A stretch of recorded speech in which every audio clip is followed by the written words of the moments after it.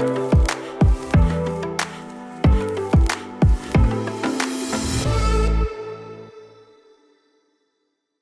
everyone, welcome. We're going to give Brian a moment to set up, and while he's doing that, I'd love to welcome everyone to our very first Ask Me Anything with Hollywood writer, director, and producer Brian Levant.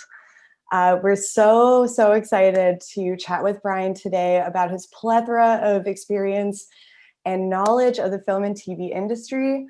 A huge thank you to Brian for taking some time to speak with us today. And thank you all so much for submitting your insightful, thoughtful questions in advance. We had an incredible response with over 250 pre-submitted questions. You're all incredible. Thank you so much. We really appreciate it. So we'll be getting started in just a moment, but before we do, I just wanted to give you all an overview of our agenda for today's session.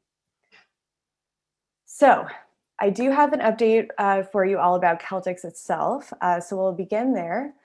I'd just like to give you all an update about what we've been cooking up over here on our side of things. So a couple of things I wanted to highlight for those of you who use our shot list feature in our film and TV project type. You can now add images and notes to your shot list, and you can also have the ability to add more customization to your shot details. As always, you can generate extensive shoot day reports to help ensure all of your cast and crew are on the same page. If you're using a Celtx free plan, you now have access to a limited version of our index cards, our catalog, and our budget features. So I'd love to encourage anyone and everyone to log in and check out those new features after the webinar, of course. And as always, you can reach out to our awesome support team at support@celtx.com with any questions you might have, or if you're looking for any advice, or if you need further direction on how to use those features, we'd be happy to help you. All right, so now for a bit of housekeeping. So at the end of this session, we will have some time to ask some follow-up questions to Brian. With that said, we would like to ask that you do have a follow-up question you'd like to ask, that you use the Q&A feature. So that's at the bottom of your Zoom screen, and it just says Q&A. So you can use that feature to forward along your questions, and it'll allow us to take note of your questions so we can relay it on your behalf. If you just have a general comment or a general question for other participants of this session, feel free to use the chat function that's also on the bottom of your screen there. We do ask you to be kind to each other and use appropriate language when speaking to other attendees. Of course, this is a public venue. If you have any questions about Celtx itself, we encourage you to reach out to our awesome support team at support@celtx.com. They'd be happy to help you and send along some more info after today's session, but unfortunately, we won't be taking any support-related questions during this webinar today. So, who we are. My name is Nicole, and I'm your host for today's Ask Me Anything session with Brian Levant. As well, I'm the community manager here at Celtx. So if you've reached out to us over social media at any point, it's more than likely you were talking to me. So you can now put a face to the name. So next on your screen is Dara. Dara is our customer training lead. She's also a product extraordinaire here at Celtx and a very amazing teammate. So welcome, Dara. Thank you so much for all of your help organizing this session today. We also have Junior, Laura, and Marcel joining us today, who are members of our customer support team. And they'll be moderating the chat and the QA today just to make sure that everyone gets the answers they're looking for, or if you have questions, they'll make sure that they pass it along to me. And last but not least, our honored guest, Brian Levant. Brian, I'm just going to introduce you a little bit. I'm just going to talk a little bit about your bio. So Brian has been at the creative helm of some of the biggest franchises in family entertainment. Brian's more than 400 television credits include being the showrunner of Happy Days, Mork and Mindy, the Bad News Bears series. Directing credits include the original Beethoven, the 2 Steven Spielberg produced Flintstones films, Jingle All the Way starring Arnold Schwarzenegger, Snow Dogs, Are We There Yet? And the 2010 Jackie Chan vehicle, The Spy Next Door. All incredible films. I love each and every one of them. We were actually just talking about how we watched the Flintstones films pretty recently, me and Junior. So exciting to talk a little bit about that in a little bit. But Brian is also a nationally recognized toy and pop culture collector and is the author and designer of My Life and Toys, the upcoming book of his toy collections. So there you can see a little sneak peek of the title and the cover of the book. So welcome, Brian. Thank you so much for joining us. The whole team's wonderful, and you guys are doing a great job, and you've been a huge factor in the success of the classes that I teach in comedy writing at the University of Arizona and the University of New Mexico. And I thank you all for that. Oh, it's our pleasure, and thank you so much. Let's get this party started. Absolutely. So before we dive into some questions, we're just going to take a couple minutes to watch your reel, Brian.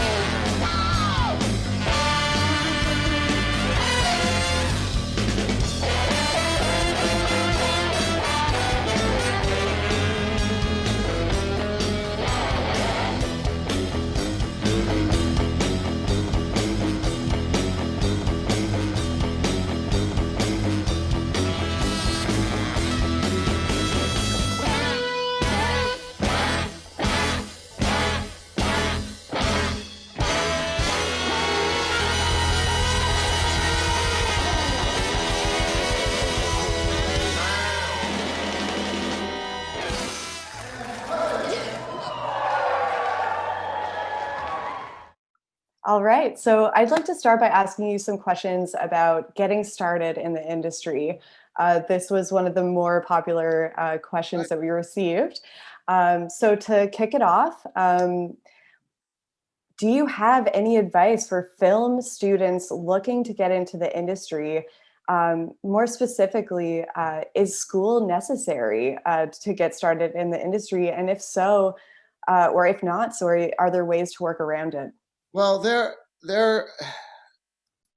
this profession has more doors than the Capitol building, it seems, and all of them, some of them are locked, some of them you can't get from one end to the other, uh, uh, but there's all kinds of different ways. Being involved at universities, what I see the advantage of, primarily, is you can try and get into film the old-fashioned way, become a PA, hey, editing department looks good. I can work my way through there. Editors become directors. Editors are writers in a way. Uh, uh, you can do a million. Frank Marshall, Steven Spielberg's old partner, wonderful director, documentaries, features, and produce a million great films. Started as a location scout on What's Up Doc for Peter Bogdanovich in about 1968.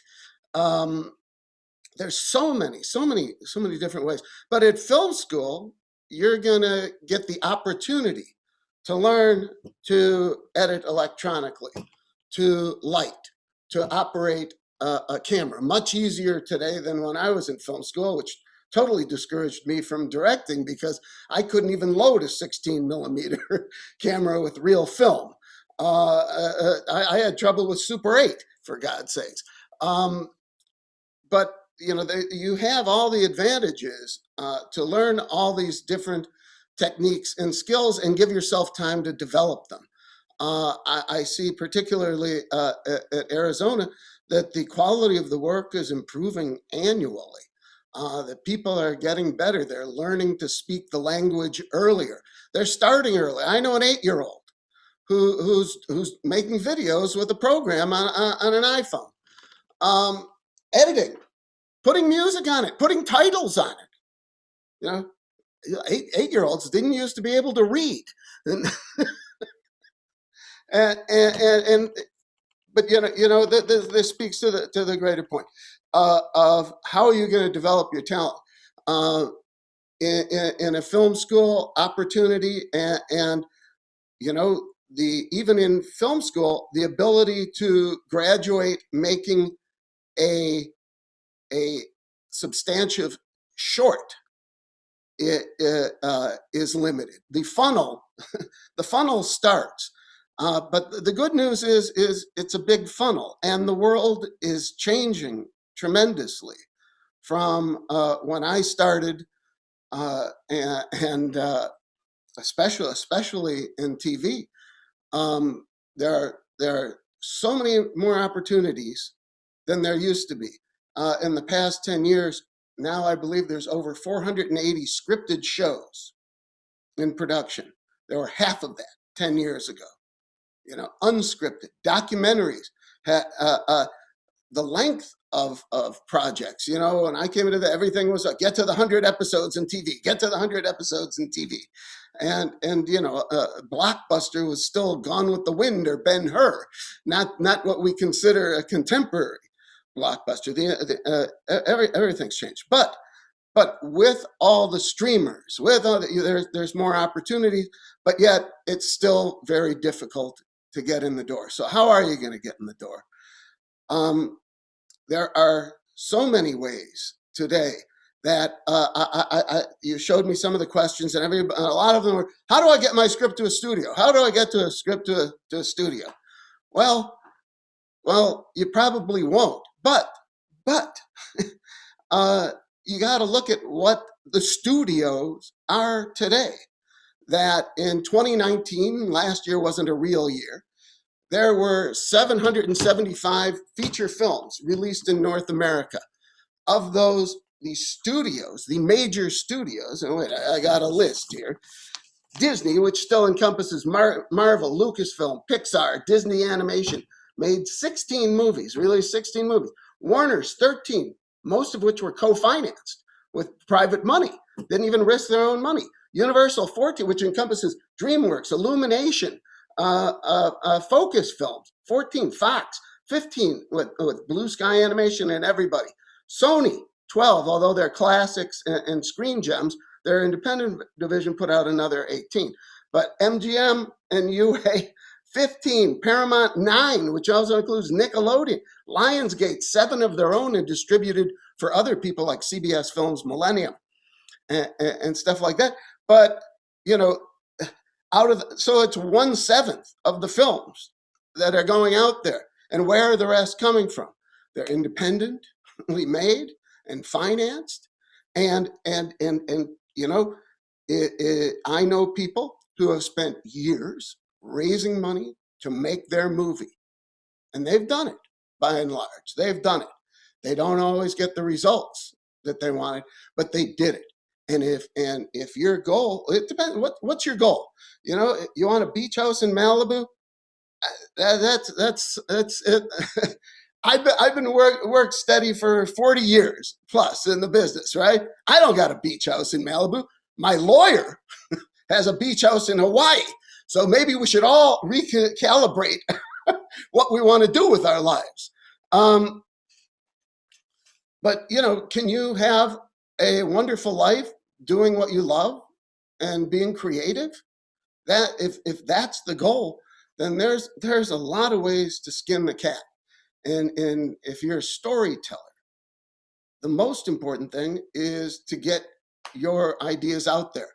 So yes, you can write a script. You can spend a long time financing it, but you know you don't even have to do that anymore. I can give you hardcore examples. A guy by the name of John Maloof, a real estate agent in Chicago, accidentally stumbled on they were selling off one of those storage lockers and these trunks full of negatives and photographs. He was doing a book on a history of Chicago. Most of them were in Chicago. He figured, I'll take a shot. Maybe I can find something in there. What he discovered was, boy, these are really interesting. He posted a bunch of them on a photography website. Okay, the next morning he had like 500 responses. Oh my God, this is great! And the photographer's name was Vivian Meyer, and he became fascinated by her and the fact that nobody knew virtually anything about her, and so he wanted to make a documentary about it. And so he put together a very small reel that cost him $1,200 to make, and he put it on Kickstarter. He raised 800% of what he asked for. And other Chicagoans who with interest in photography, like Jeff Garland from Curb Your Enthusiasm and the Goldbergs, took an interest in it and helped him find a local producer who would help him. And they went and they made a beautiful, engaging, a detective story, even documentary that was nominated for an Academy Award, played on all the streaming services and the networks, and beyond anyone's wildest dreams, and also skyrocketed the value of the collection that he owned and still markets. A guy who I worked with for several years, Rick Kopp. Rick Kopp, a very funny guy, like me, very pop culture oriented. And he and two other guys who were improv comics and a couple, and they're all gay, and they decided that they were going to do something different. They were going to do a gay Scooby-Doo style murder mystery called Where the Bears Are. They bought a camera for $5,000 or $8,000, and they spent $25,000. They released this in chapters for free on Vimeo, in 5-6 minute chunks. They started to build an audience. They started to sell merchandise. Now, when it all came together, They cut the whole thing together. They sold it to cable. They sold it overseas to television, to streamers. They made $800,000 and made 2 sequels, which made even more because the brand had been established.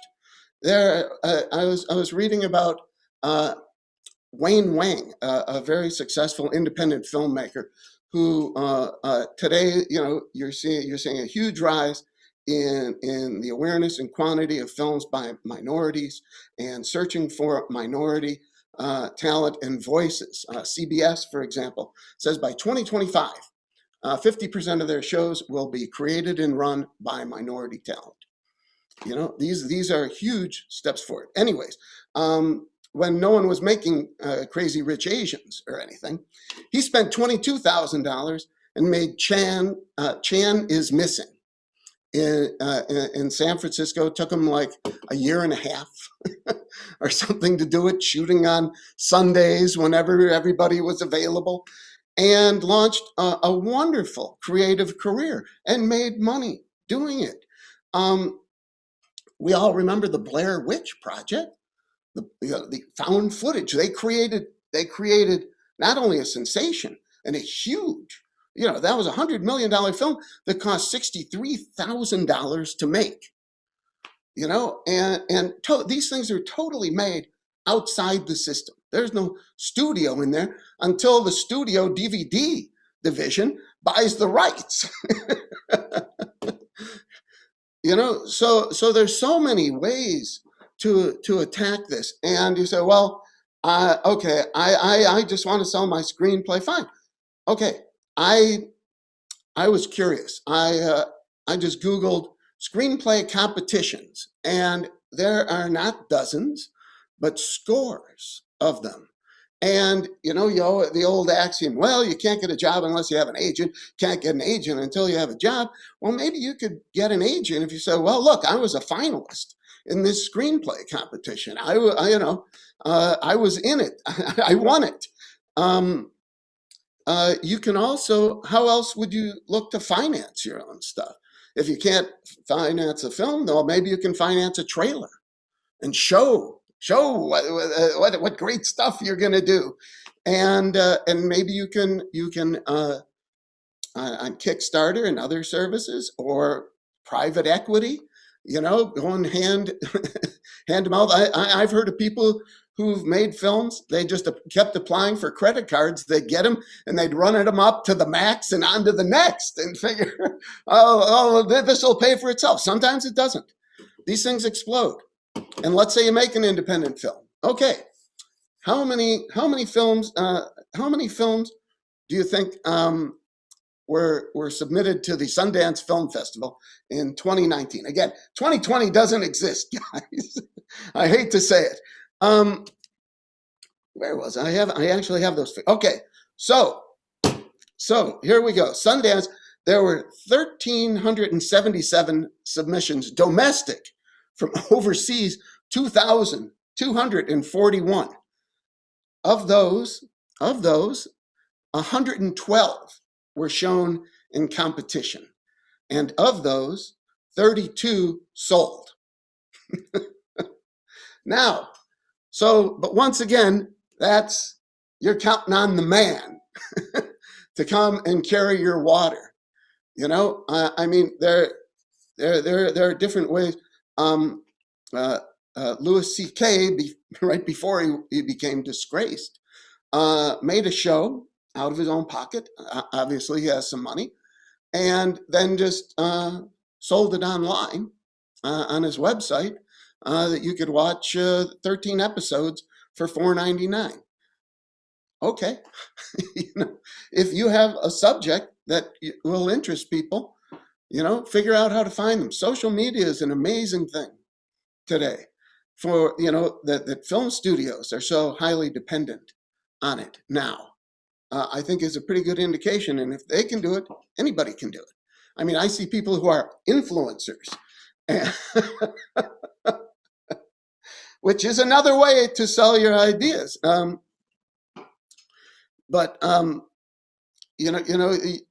how can you create momentum for something that you create? So once again, it's an investment of time, energy, money, and what's important. And I say, okay, I can't afford to, I don't even have the time to do a screenplay. Well, I can tell you about Larry Gay and Mike DiGaetano, who got together every morning at 7:30 at a coffee shop in between their houses before they went to their day jobs, and wrote a page a day and did several drafts over 6 months, and sold it, and it was made into a movie. And it was just that one commitment. Okay, we don't have the time to do this all day. We're going to cut this up into little pieces, and then we're going to put them all together. But and there are so many other ways.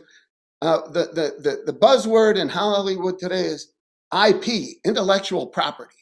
Whether that's a screenplay or whether you want to establish your concept as a comic book, a graphic novel, a podcast. Look at all the podcasts that have become documentary series. Look at all the documentaries that are becoming features. This is a whole. I printed this out today. What is this? Hollywood's book adaptation boom, boom. Working on my book, I saw how easy it is to self-publish. Now, true, once again, you can self-publish. They said the average sales of a self-published book is 250. However, if you have the goods, you'll find an audience. If you can promote it properly to the right audience, you can create an audience for yourself. But there's so many different ways to do it, and a lot of people ask, well, how do I do this if I'm not living in a city where I'm not in LA? What do I do? Well, same thing we're doing. That the office and concept of it and the concept of meetings has changed, and to me, this is as personal as sitting across from someone. I can certainly see when they're losing interest still, although not the audience out there. I hope we haven't lost them yet. Don't worry. Everyone is completely enamored with what you're saying. So actually you're answering like all of the follow-up questions I had for you about getting started in the industry. You're doing fantastic. I remember yesterday when we met before the webinar, we were talking about this one question, and I think you're kind of getting at the answer that we had discussed for this one. Somebody had asked that, they said that they had 6 scripts and 1 pilot, and they asked what would be the best way, in your opinion, Brian, to shoot their movie with no experience? Well, yes, the answer is very simple. Don't. I mean, learn the craft or hire somebody else to do it.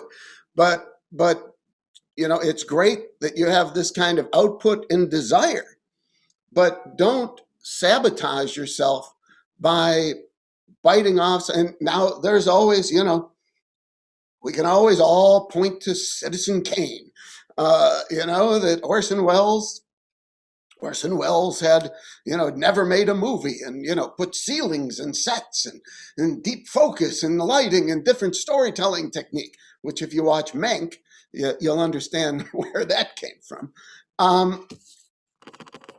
But there is no substitute really for, let's not overlook the fact that Welles spent years on the stage and doing radio dramas and all kinds of innovative theater. That was his, he was the first guy to do like the contemporary version of Hamlet and things like that. But figure out what you're doing. And today you have the opportunity. What I regret about my era, other than it was a lot easier to get started, although there were fewer opportunities. There were fewer walls, and they weren't as high. And if you were a stupid kid like me, You just put your head down and kept ramming your head against it until until you could, dig with your fingers and break through. But learn how to edit.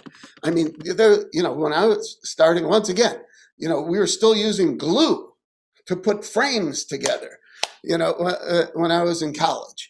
Now the same laptop that everyone's on right now, cut your film on it. Learn the editing programs. People, there are iPhone film festivals. The camera, you can get a really good digital camera for $2,500 as opposed to renting one, for 110 a day.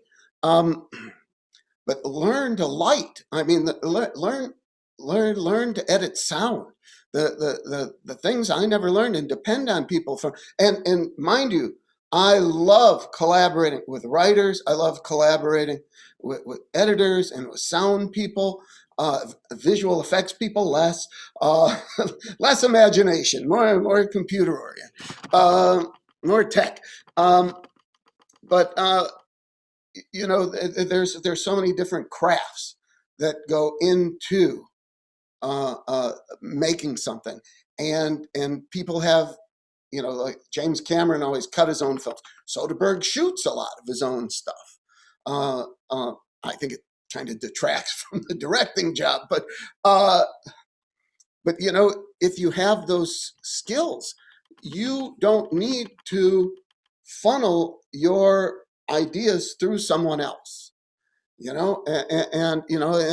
let's face it, a lot of it is about control. Who controls it? Now, I've never had final cut. I've always gotten what I wanted, and I've always tried to work with studios and and and and and address their concerns where I didn't feel that it was hurting the project in any way. And if somebody had a good idea, anyone has a good idea, I'm the first one to jump on it. But uh, Brian, that's a really good segue into our next question about maintaining creative vision.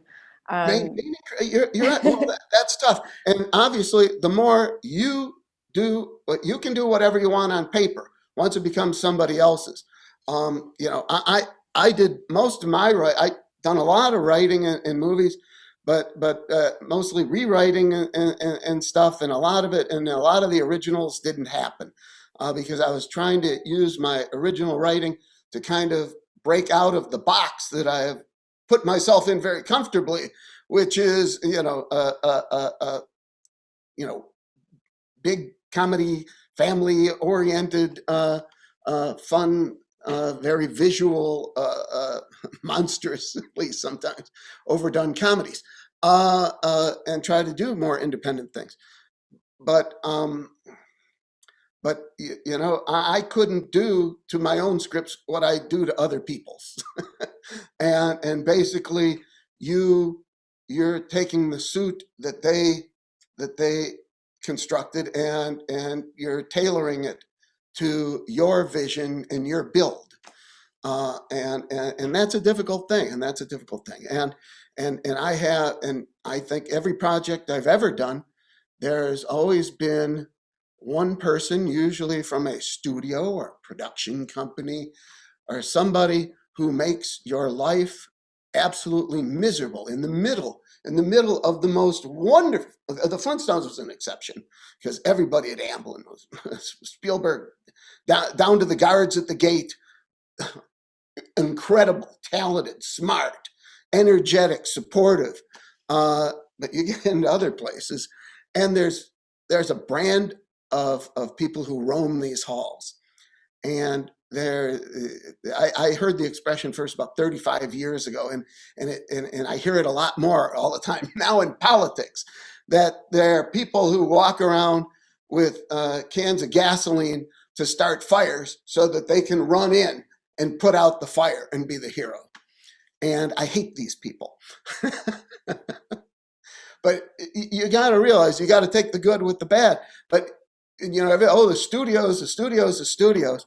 Just remember that the studios are the same people who all of them virtually passed on Back to the Future and Pulp Fiction and The Usual Suspect, E.T., for God's sakes. And they don't know. If you're someone who knows their movies and stuff, you're dealing with people. I don't. Maybe I'll show my age here or not. But I had a meeting a few years ago, and I kept referencing because it was a fantasy wish fulfillment thing. I can't even remember the name of it. James Third, Walter Mitty, right? About a guy written in the 40s, a movie with Danny Kaye, later remade by Ben Stiller, about a guy who lives in a fantasy world. My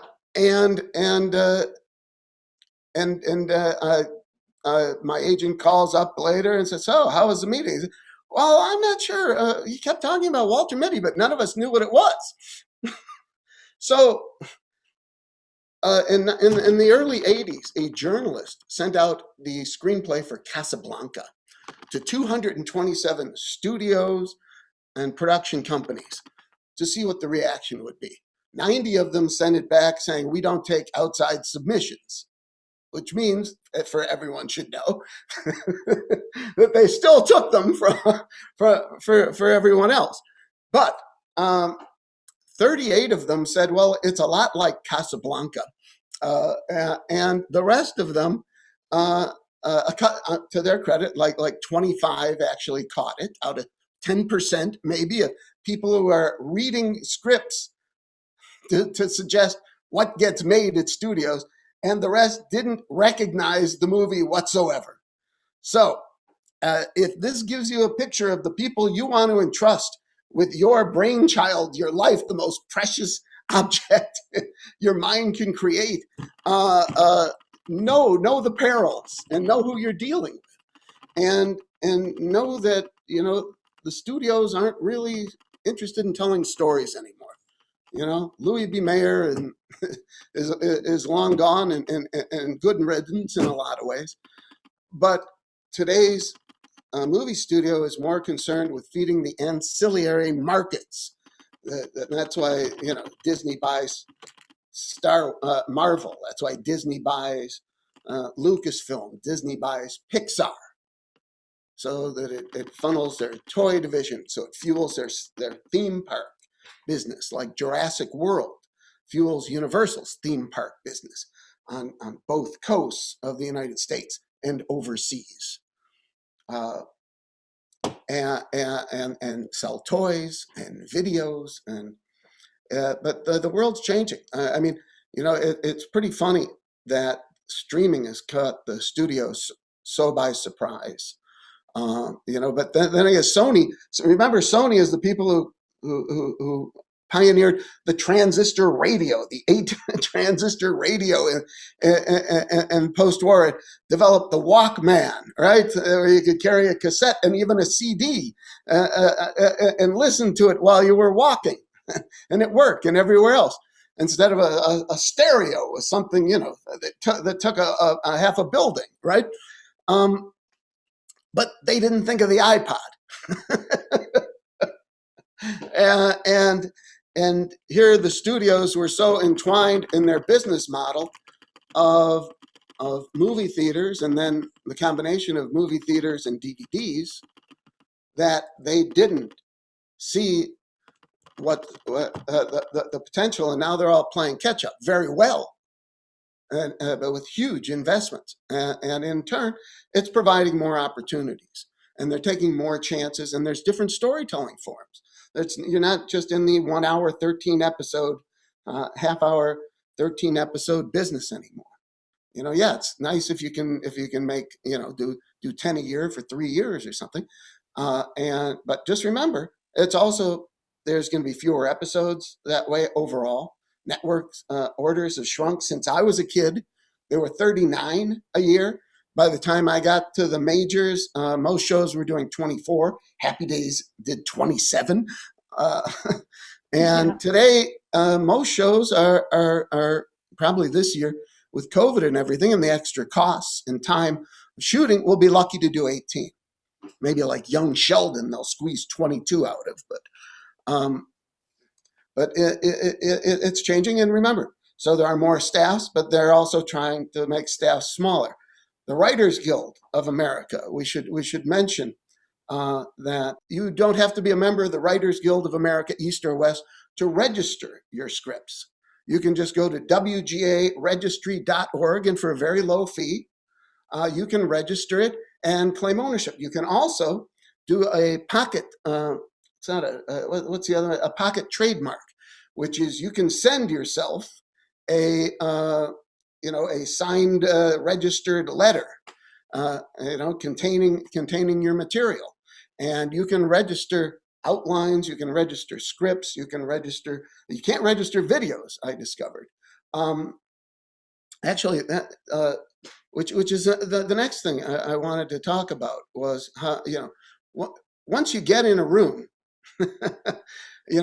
you need to provide the person you're in the room with what elements in your vision make them unique and how they would reach an audience. And so once again, I think you're going to be seeing a lot more Zoom meetings and less, fine with me. I never like driving home from the valley. They always want a meeting at 4:00 in the afternoon. Oh, great. When they're tired. And then I got to schlep all the way back in traffic. Okay. But zero commute is definitely a plus. Well, yeah. Living in LA, the good part about the pandemic, there's nowhere to go, but at least it doesn't take any time. So anyways, but get in the room and show what you got, and you got to tell a story, right? The same way you would tell a story to a 6-year-old. You try and hit the highlights. You tell them about who the characters are, what goes on in the story, the viewpoints. Make it exciting. Tell them a story, and like you would have tried to involve a little kid. So they're sitting on the edge of their bed. Tell me more. Tell me more. Right? And it's tough because these people sit there and they hear this stuff all day. So there's other ways to get through. Do you have the video, the other video I sent? Absolutely, yeah. Okay. So let me tell you a story here, because I had an idea many years ago, probably about about 18 years ago, and I made a little Post-it note with 3 words on it. And I put it on the corner of my computer, and it sat there for about 8 years. And then I decided to do something about it. And the reason I didn't, because I said, well, how the hell do you express that verbally? And I figured out a way. And this is, go full screen. And I hope this won't be too painful. And so this is what I did.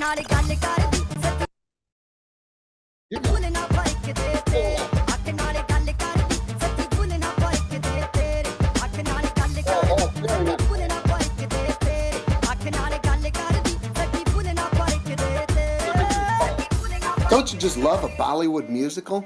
Truly a spectacle for the eyes and ears. The dazzling, colorful costumes, the magical sets, and the indescribable choreography, all set against the mystique of the ancient land of India. But no matter whether they're set in the past or the present, these films all seem to pretty much have the same story. The stern father of a beautiful young girl has arranged for her to marry the despicable son of a rich family. Of course, in the depths of her sorrows, our heroine falls in love with a handsome and usually penniless stranger. Their rocky road to romance is played out in song as she agonizes between her loyalty to her family and the man she truly loves. And this one's no different, as we tell one of the greatest love stories of all time, except our cast aren't Bollywood stars. In fact, they're not even human. They're Indian smooth-coated otters. Often called the most sociable animals on the planet, these otters live in large family units of up to 20 along the rocky shores of the Ganges River. Now, unlike most big families, everyone seems to get along.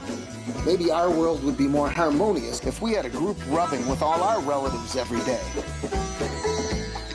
But what really distinguishes these otters is their grace and fluidity in the water, which brings to mind another genre of musical, namely the aquatic extravaganzas Esther Williams used to make at MGM in the 40s.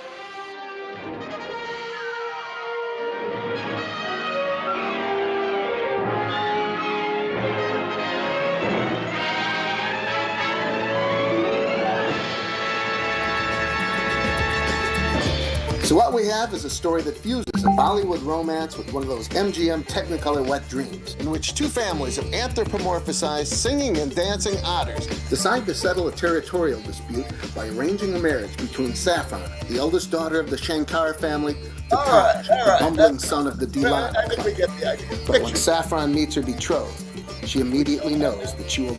Thanks. No, the three words were otter Bollywood musical. and of course, this is something that I envisioned as a CGI animated musical. And so like I said, 12 years ago, I did this, and I said this, and seriously believe probably my most original idea. and just from my daughter watching a nature documentary. Anyways, and everybody passed. and finally, last year, my son, who does some work with Pharrell Williams, my son always liked it, and he gave it to Pharrell, and within 15 minutes, we had a deal with Illumination, who'd passed on it 12 years ago. And Pharrell's producing it and doing the music with R.A. Rockman, and I'm out because they wanted it to be authentic, and they have hired. I'm sorry, I don't remember his name. He was an executive producer and two-time Emmy winner on Modern Family. Wrote for 30 Rock. He's doing the screenplay, and they hired someone from East Asian descent from Pixar, who they're planning to give the reins to. And Pharrell is doing the music with R.A. Rockman, who you probably know from, what was it, Danny Boyle film? What was that? The game show won the Best Picture. What was it? I can't remember. Wait, someone, yeah, A.R. Rockman. Yes. Slumdog Millionaire. Thank you. Sorry. Thank you. That was from the group. I appreciate that. Well done, Jennifer. He also scored over 2,000 films and wrote the national anthem of India. So, so I'm out, and there's just starting, and it probably takes 6-8 years, I believe. So we'll see. But what I'm proud of is that I figured out a different way to do something. And even if people didn't respond the way I thought they would, I loved it, and I've watched it 600 times and enjoyed it. And had I ever learned to edit on a computer, I wouldn't have needed, to bring in somebody to help me with that. But all I did was I gave $200 to. I was speaking to a class at Columbia College's LA program, and I said, "Hey, anybody want to do some work for me?" One kid raised his hand. I gave him $200. He went out and brought me a bunch of tapes, and then I had him go through it and pull stuff, and then we kept willowing until we had the material to tell the story. And so I'm trying to do other things. There's a project, Kevin Conrad, who him and his brother created the first all CGI movie, Sky Captain in the World of Tomorrow, which they sold. They spent 18 months in their living room creating this incredible flying robot attack on New York in the 1940s. And it's beautiful and unique and wonderful. And yes, indeed, They took it to Paramount, and they were ready to shoot the film, and they turned in their post production schedule. The way they'd done it, they figured they'd just keep doing it, and it was going to take them 2 years to do the movie. What are you, crazy? And they threw another 25 million at it so they could get it on a competitive schedule. But they figured out how to put photos together to create backgrounds. The only things that were real on their sets were the floors and anything they touched. Everything else was completely blue screened, and today that's evolved. Now you look at Mandalorian; a lot of it is shot with just giant, no sets built, really, just giant video screens and stuff. Even exteriors. But anyways, I got the subject there. But oh yes, so we have, Kevin and I have a huge that we've tried to sell several times over the years and never gotten anywhere because it's almost too big. It's a huge World War II Hitchcockian thing that, like Ragtime, combines real people and events with fictional things, and it's very much in the tradition of the serials that were made in the 30s, 40s, and into the 50s, and it's called To Be Continued. And so we've decided that we're going to do it as a graphic novel. And now, for instance, IDW, who distributed independent comic books and graphic novels, they sold so many of them, they decided they were going to start a production division. So there's so many ways to try and, if you have a story to tell, there's so many different avenues that you can pursue, and you shouldn't just have your sights set on having a beach house in Malibu. Better you have a wonderful life where you get to be my age and you don't look back on what you didn't do. And yes. I did drug.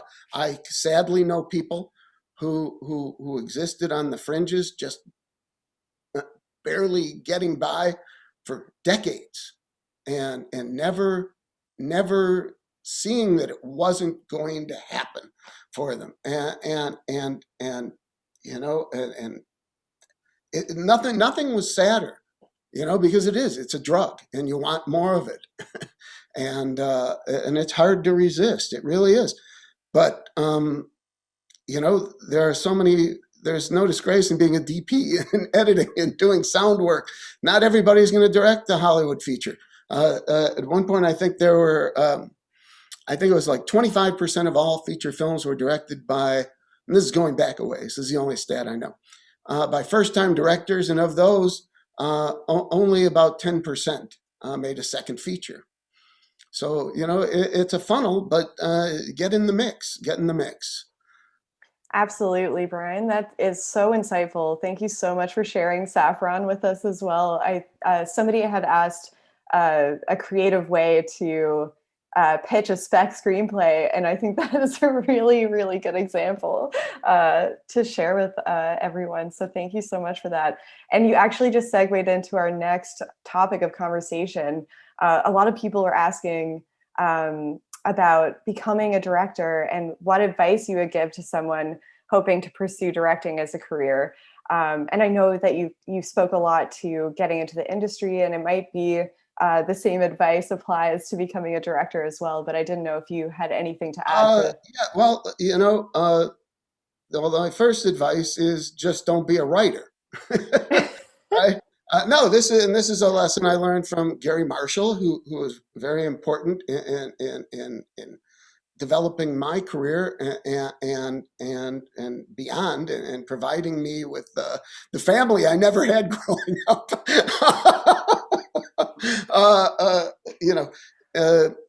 But he said very early on in his career, somebody sat him down and said, "Don't just be a writer." And Gary Marshall was also a musician and a great athlete, a terrific ball player, college basketball player, softball player, played in leagues up until 2 weeks before he had his last stroke. But he also is an actor. You can see him in Albert Brooks movies and on Murphy Brown. for 30 years, popping up on doing guest spots, basically playing Gary Marshall. He did voice work. Chicken Little, he was the voice of the father in Chicken Little. He produced TV. He wrote. He acted. He would often cast himself as a drummer. If there was a band, he'd put himself in so he could play. So learn how to edit. In directing is tough because, especially when you get into films, like the Flintstones and some of the stuff I did where, okay, the car goes over the cliff, it drops 80 feet, lands, and inside the car, everybody's bouncing around. And everybody turns around and goes and looks at you like, so how are you going to do that? And the problem is you got to have an answer. And you have to lead, and that encompasses so many different skills. And I was looking at, now that I'm not working so much anymore. I was looking at, I amassed this huge research library so that any kind of movie I ever made, like when I did a 40s film a few years ago, I had all the car books and the fashion books and the advertising books and stuff. So, okay, so I can brush up her books on miniature golfs and bowling alleys and all this stuff, and it's such a waste now. But what I learned was I had to buff up my game. I had to learn about what made sets work and what made color work, and working with DPs and costume designers. And I had to learn about women's fashion and makeup and wigs, the things you end up, but once you experience them, now you got something else in your pocket. You can use when you get into MacGyver situations. And working with actors is important. And I never did in the old days on TV. It was very much the writers and the actors were very much, kind of on opposing camps, and they were always, they're trying to screw me. They don't give me any lines this week, or, I never get my own story. There's always simmering that, the stars aren't happy with the material. And sometimes, it's constructive, and other times it's just outright war, like Laverne and Shirley was for 9 years. People made a fortune working on that show because A, they had to give them combat pay, and they knew going in that you're going to be fired soon.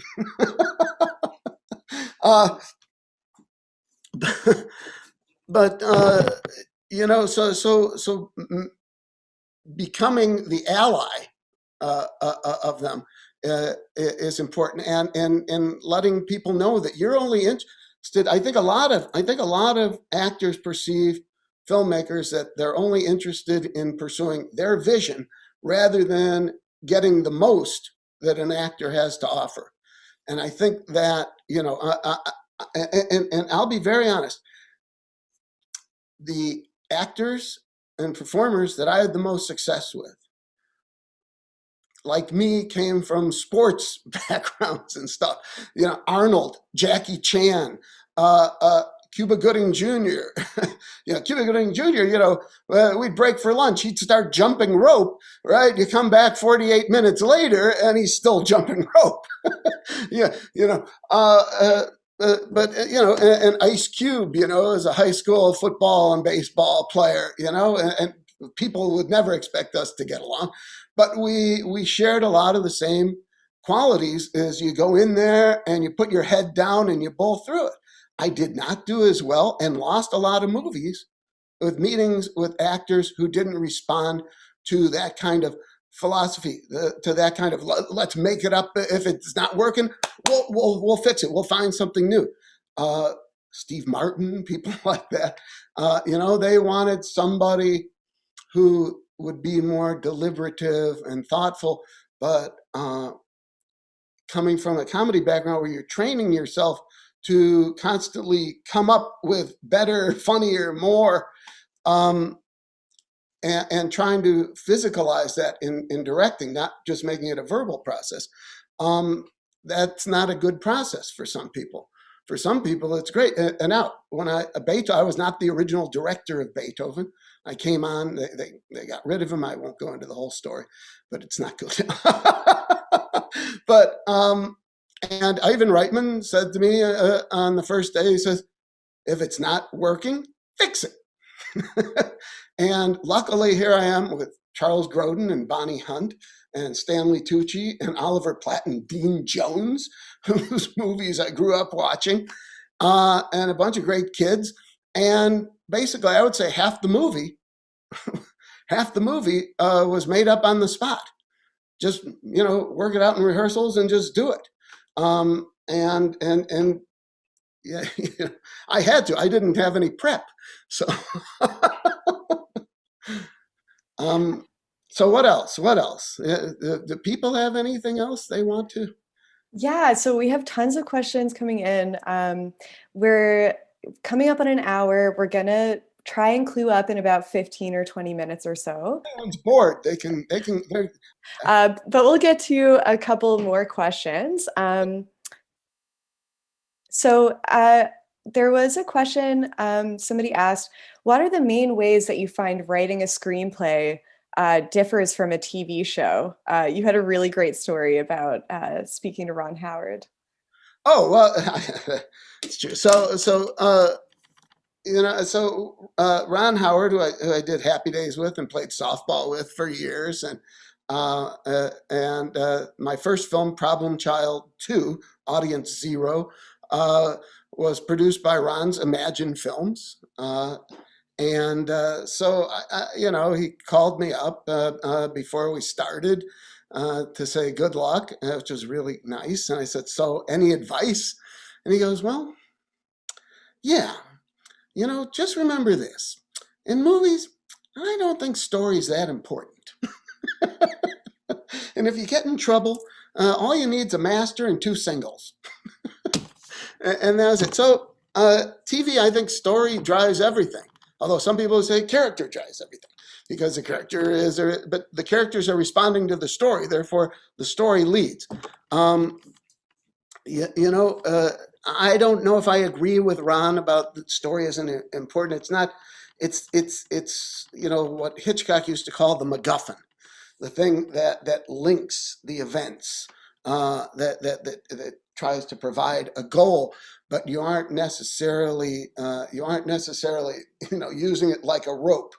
It can take many zigs and zags. If you study Hitchcock, as I did in college, you'll see how little how little the MacGuffins had to do with the actual the actual storytelling, and he was much more involved with other aspects and trying to get set pieces and trying to set up romantic scenes and stuff.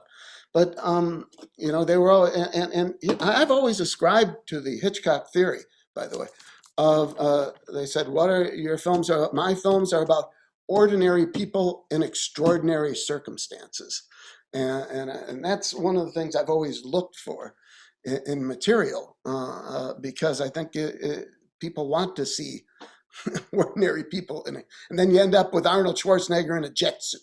So, or as William Goldman, a man, 2-time Academy Award-winning writer, just died a couple of years ago, said very famously, "No one knows anything." That's amazing advice. Something I personally live by, to be honest. So another question, actually, this is from one of your students from the University of Arizona's sitcom class. Uh-oh.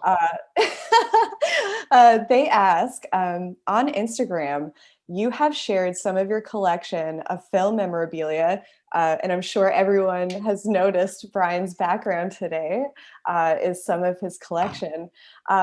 So they ask, besides the original Turbo Man, what are some of your favorite pieces in your collection? And this is from Corey, a former student of yours. Corey, good man. Now he's someone who's been doing very nice work down in Arizona. Good. Okay, so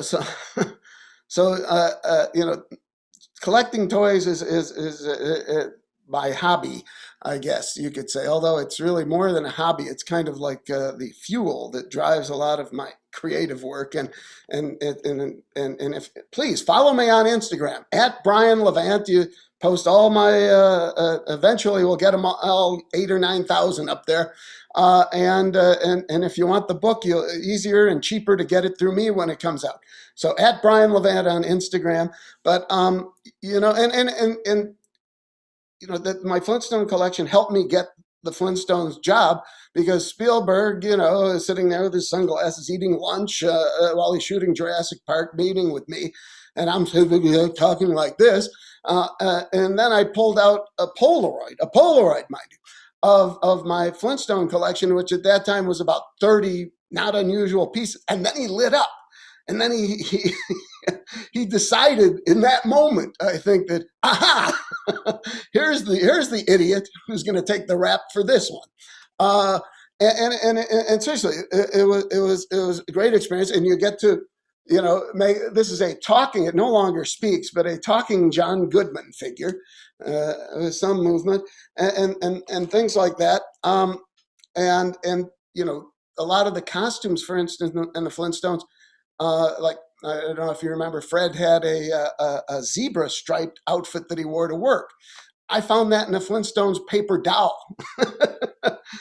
toy. But my favorite of all time, other than the dog I brought back from Snow Dogs, Timber, who was a real Iditarod dog, quite an animal.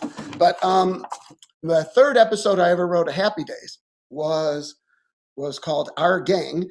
And it was my idea of, they never really did an origin pilot of Happy Days, of how Richie and Fonzie met. And so that was, you know, that was what the show was about. And it told the story. And Fonzie was in a gang, the Falcons, which was Gary Marshall's old gang in Brooklyn.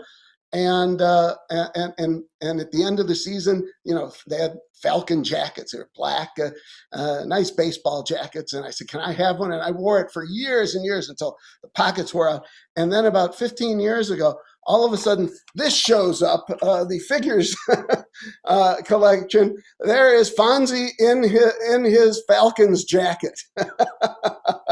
Amazing. So that's the best. That's the best. Let me tell you. Well, you heard it here first, folks. That's incredible. Okay, we have about 7 minutes left. Did you want to answer one last question? Please. All right. That's about 7 minutes a question. Okay. All right. So we had another question. What was your best elevator pitch experience?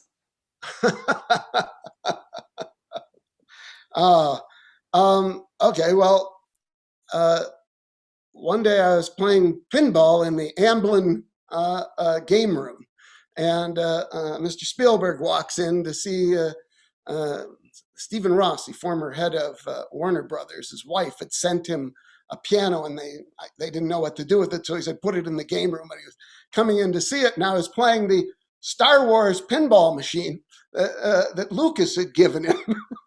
And I was getting very good at it, believe me, in pre-production. I was getting really good at it. And we started playing pinball together.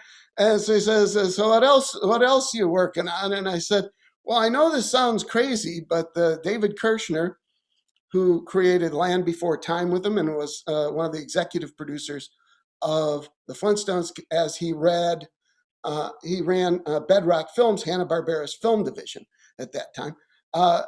He bought a book about the history of the early TV sensation puppet show Howdy Doody, which is an amazing story about the origins of television, and much like game show, how it was corrupted by money and all these relationships disintegrated, and the amazing careers that followed these people.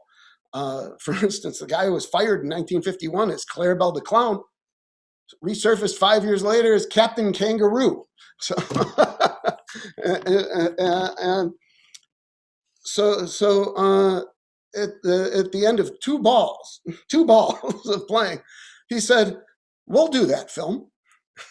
Now, Now, then when it became DreamWorks, the guys who we brought in to do Dream, they didn't quite see it, like Steven, who grew up with Howdy Doody, did. And it went away. And now we are actually in the process of reviving it. Now, perhaps, is a 6-hour miniseries.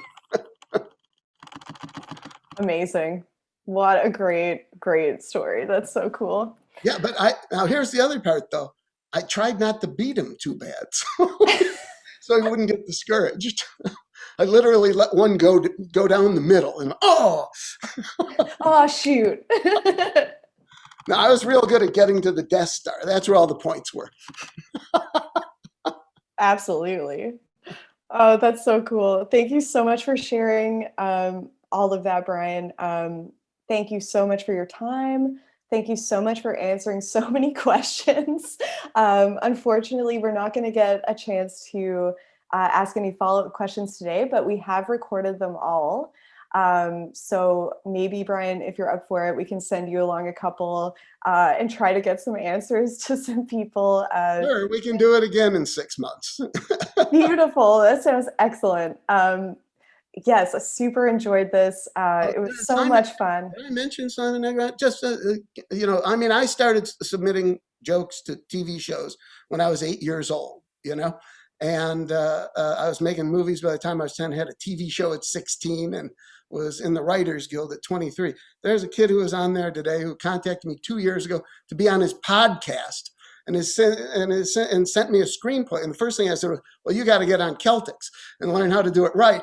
And he's on here today, and he's 15, and he's written an amazing screenplay, terribly original. And, jump on it, grab it, go for it, guys. I mean, when I see people accomplishing things like that at every age, at early age, and people are so motivated, and people who want this more than anything, put your head down and get what you can, and don't give up on yourself. That is great advice to end on. And wow, 15 years old, writing screenplays. I love it. Thank you so much, Brian. I can't convey how thankful and grateful we all are. I just was watching all of the comments coming up in the chat. Everyone was like sharing all of these memories about your films and, just like chatting in amongst themselves, all of the attendees. And it was so wonderful to see. So thank you so much for facilitating that. Your films really do, they're so memorable. They're planted in our memories of whatever age we were when they came out. And yeah, we were born when they came out. Well, I was, I was like between like 8 and 10, I think, when Flintstones came out. And every time I watch it, I feel like I'm 10 years old again. It's amazing. Oh, that's great. So once again, thank you, Brian, for your time. Everyone, thank you so much for joining us. Thank you for your questions, for submitting them in advance, for being so passionate. No problem.